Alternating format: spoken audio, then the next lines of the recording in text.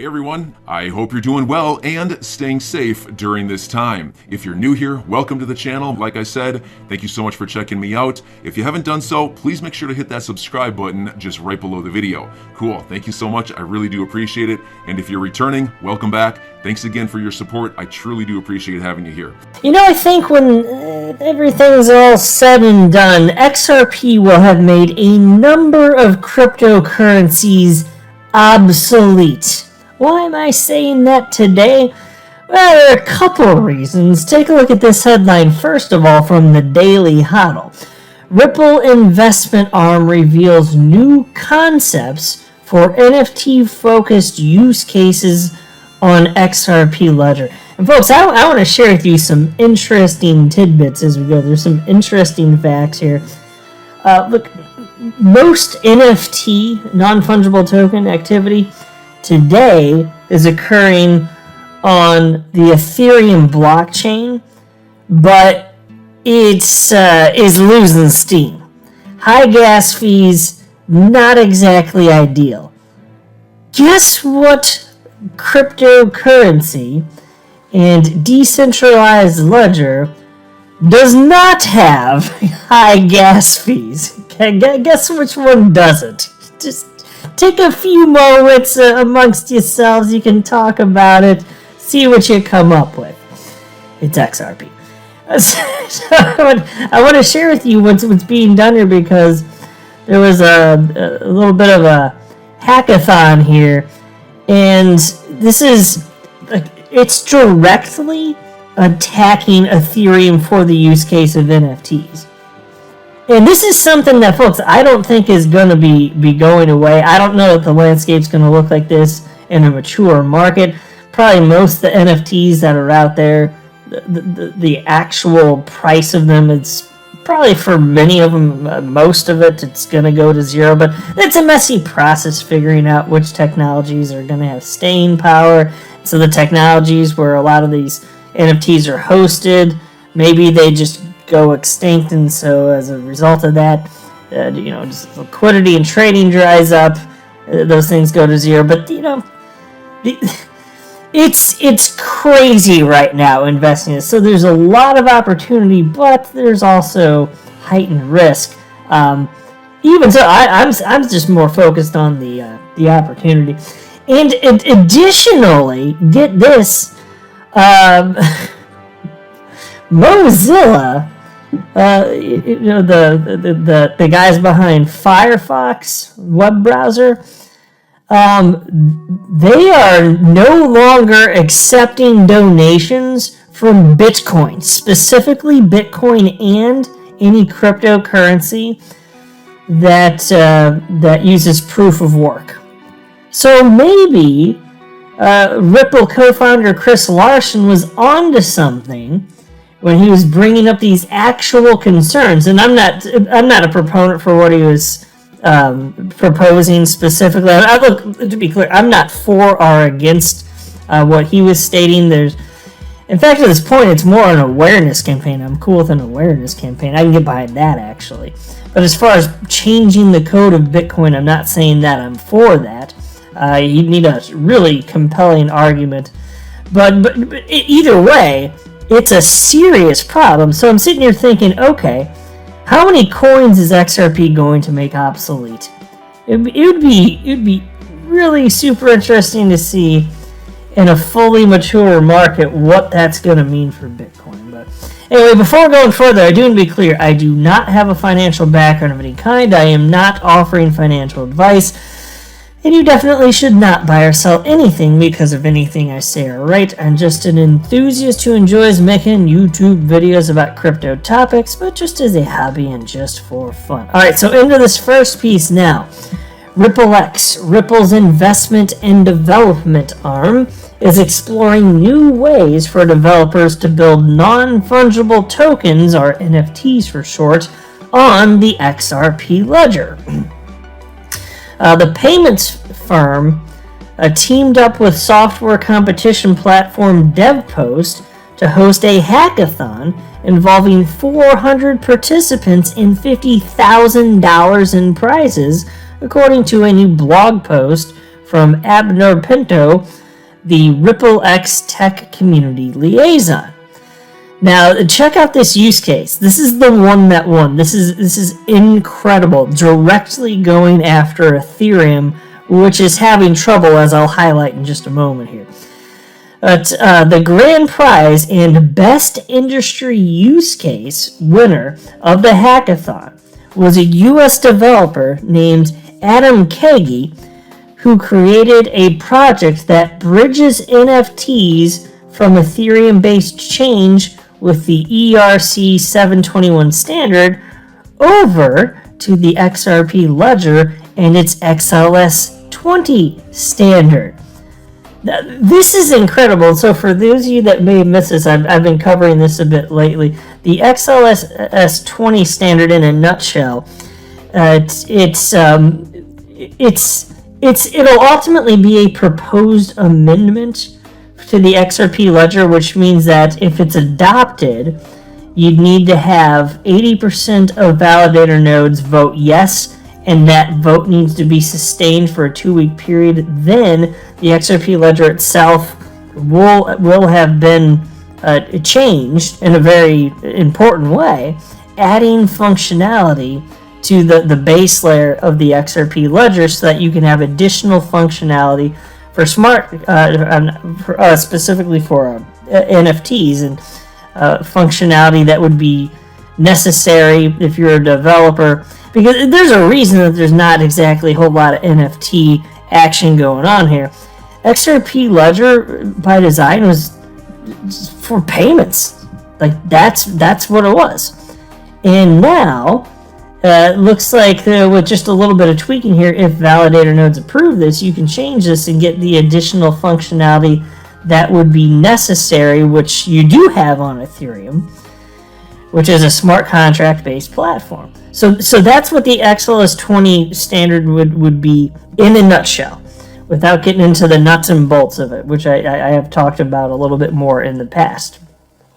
So you're talking about just saying, hey, it's interoperable now, assuming that this standard gets adopted, and just move this over to the XRP ledger. What do you think that might do? If you are all about NFTs and you're on Ethereum, and then you're like, interoperability, XRP ledger, almost zero cost for transfers, and they're basically instantaneous.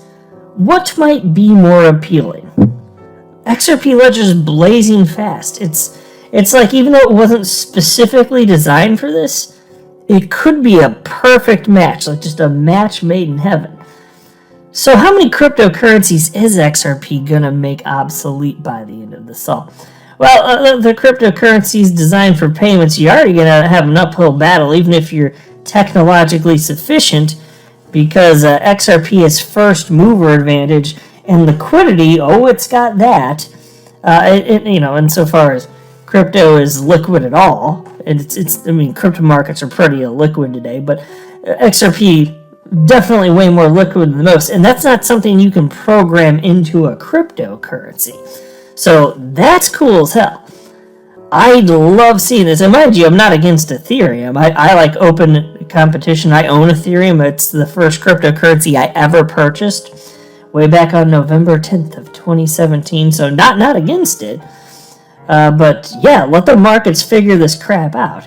So if this XLS 20 standard gets adopted, and what do you think that might mean? What do you think that's going to mean in terms of price action for XRP? Because there's going to be a certain amount that needs to be effectively put up in order to mint these NFTs anyway. So it's going to affect supply and demand to some degree. It's not like I haven't crunched numbers on that and what that might mean in a world where there's major adoption of it. But it's still something, and it's going to bring attention and speculation to XRP. That's got to mean something too. And Ethereum's just bleeding out here at this point. For this use case specifically, look at this piece. This is from earlier this year, January 18th, from Markets Insider.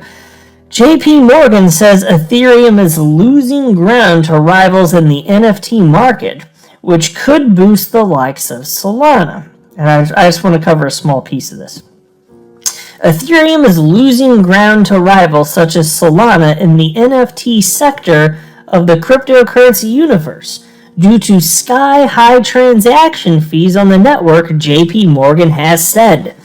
Ethereum's volume share of non-fungible token trading has fallen from around 95% at the start of 2021 to around 80%, according to JP Morgan's analysts led by Nikolaos Panagurtzoglou, if I'm saying that right, which I'm probably not. I don't know. That's it. That last name looks like he just took every letter of the alphabet and put it in a box and shook it up and then dumped it out, and then that's what came out. I don't know. That's something, man. But anyway, so from the beginning of 2021, 95% on Ethereum to around the time of this article was written anyway, just a few months ago, 80%. That's a massive drop. And so they're just going to continue to get attacked. Like, where's the fix? Is it going to come when Ethereum does switch to proof of stake, which is happening soon, allegedly at least? I don't know. We'll frickin' see. But in the meantime, all sorts of other platforms coming at them. And so then there was this. Here's a quote. It looks like similar to DeFi apps, congestion and high gas fees has been inducing NFT applications to use other blockchains. Panagurtzoglou said in a note sent to clients last week, referring to apps built for decentralized finance. Well, how about that? So, assuming that XLS20 goes live on the XRP ledger and transactions are basically free and instantaneous, might that have an impact on the space? Might it? I think it's reasonable speculation. And then there's this. Oh, beautiful proof of work. Here it is. This comes directly from Mozilla, the guys behind Firefox web browser. This is titled, Reporting Back on Mozilla's Cryptocurrency Donation Policy. Check this out. This is kind of glorious. Not that I want Bitcoin to run into problems, but I've been saying, and it doesn't matter what you or I, just any individual out in the community necessarily thinks about the climate or the impact or as a result of proof of work, and some people would disagree, but whatever. That's not the point of even talking about this. It's that it is an issue for a lot of institutions and businesses out there, and it is preventing and will continue to prevent some of them from adopting Bitcoin. We saw it most recently with Tesla. And yeah, they'd like to get back to offering Bitcoin as a purchase option for their vehicles. That was a big one, though. But you're going to keep seeing this if there isn't a fix. Because there's politics behind this. It's not going away. So I don't want to speak about the politics. That's not the purpose of this channel. But I'm just highlighting it's not going away, and we don't have this as an issue with XRP and the XRP ledger. So anyways, this reads as follows, though. At the start of 2022, Mozilla found ourselves in the middle of a heated discussion about cryptocurrency. Mozilla, a non-profit, had been accepting cryptocurrency donations since 2014, but we hadn't reassessed that decision since Mozilla published its climate commitments, and since cryptocurrency's environmental toll has become more apparent. By the way, let me just pause. I heard this on actually Joe Rogan podcast. I didn't verify this myself, but he had a guest on, and he seemed like he knew what he was talking about. But he said that the guy that created Firefox, actually, is the same guy that created Brave browser, which is what I'm using right now as I'm recording this video. So very pro crypto. So I wasn't surprised to see that they were into crypto since dating back to 2014. But even that guy, and he may be disconnected from Mozilla now. Again, like I said, I didn't research this now. But even so, Mozilla, with the guys behind Firefox, even they're like, yeah, proof of work, not so much. Anyway, you'll see. Let me read more of this stuff. In January, following feedback from staff and supporters, we decided to pause the ability to donate cryptocurrency and announced we would conduct a review. We wanted to increase our understanding of cryptocurrency's environmental impact and determine if and when Mozilla should accept cryptocurrency donations. I'm writing to share the results of that review. Starting today, we are updating our donation policy. Number 1, Mozilla will no longer accept proof-of-work cryptocurrencies, which are more energy-intensive. How about that? Number 2, Mozilla will accept proof-of-stake cryptocurrencies, which are less energy-intensive. Mozilla will develop and share a list of cryptocurrencies we accept by the end of Q2 2022. So, folks, Chris Larsen was right on that front. Whether you think that Bitcoin's code should or should not be changed, that's a separate fun discussion. He's right about this critique, and it's not going away. And it's just going to become, presumably, a bigger and bigger problem. So how about that? I am so glad we don't have to worry about this crap with XRP. You know, with XRP, like, it just works. With rare exception. It's a pleasure. All these debates that communities around Bitcoin and other, oh my gosh, I disagree on block size and now it's going to fork. We don't have any of that crap. We have almost, so fine, the XRP ledger, XRP's been technically forked like 3 times or so, but it's so rare. It's so rare because it's already blazing fast. Like, that's a lot of what's being disputed. Like costly transactions, blazing fast speed. If those aren't a problem, it's like, do we really need a fork? I'm your guy. I will keep you posted. I'm your advocate. I'll be back on a daily basis, usually multiple times per day, with these videos to keep you updated with everything going on. So, I hope you enjoyed the video. If you haven't done so, make sure to hit that subscribe button. Feel free to share any of my videos with your friends, family, social media, or anybody who may care to listen. Thanks so much for your continued support. I'm always here for you. I want to help you through this time. So thank you so much for continuing to choose me. Enjoy your day, stay safe, and I'll catch you again probably in a couple hours. Thanks, everybody. See you later.